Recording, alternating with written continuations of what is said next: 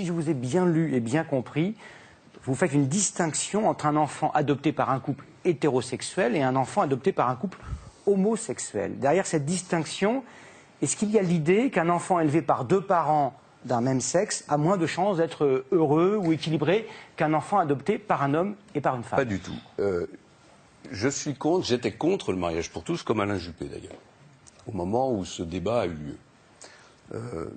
Je me suis exprimé à l'Assemblée nationale, publiquement, devant Madame Taubira, pour expliquer les raisons de mon opposition, et pour indiquer que si nous revenions au pouvoir, nous ne reviendrions pas sur la notion de mariage, parce qu'il ne s'agit pas de revenir sur des mariages qui ont eu lieu, il ne s'agit pas de donner le sentiment au fond qu'on ne respecte pas l'amour homosexuel, donc on ne reviendra pas sur le mariage. En revanche, le mariage pour tous a perturbé ce que j'appelle le droit de la filiation. Et moi, je veux remettre de l'ordre dans le droit de la filiation. C'est-à-dire que je veux inscrire dans le droit de la filiation un principe naturel, c'est qu'un enfant est toujours le fruit d'un homme et d'une femme.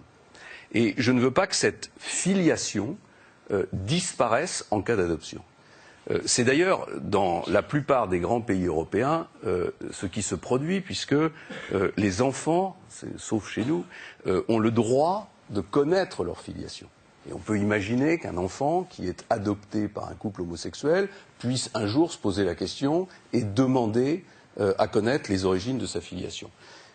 Ça veut dire que les couples homosexuels peuvent toujours adopter, il n'y a pas d'impossibilité d'adopter, mais l'adoption est une adoption simple, c'est-à-dire une adoption qui n'efface pas la filiation naturelle.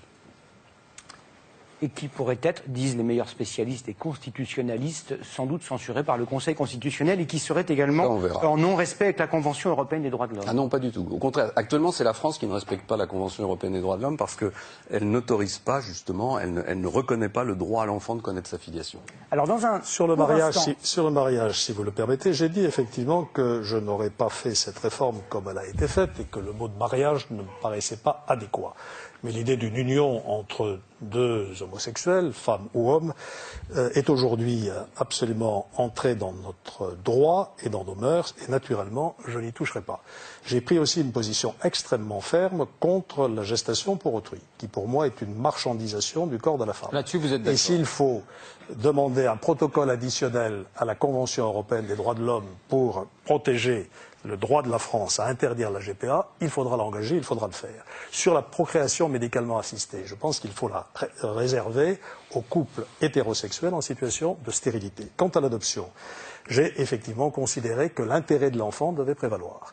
Et quand je regarde bien la situation, la filiation plénière permet de couper tous les ponts avec les parents biologiques, alors que la filiation simple permet de les maintenir. Sauf que la filiation simple est révocable. Et je pense que l'inconvénient à donner aux enfants adoptés par des couples homosexuels de se limiter à la filiation simple, c'est de créer une instabilité qui n'est pas favorable à l'intérêt de l'enfant.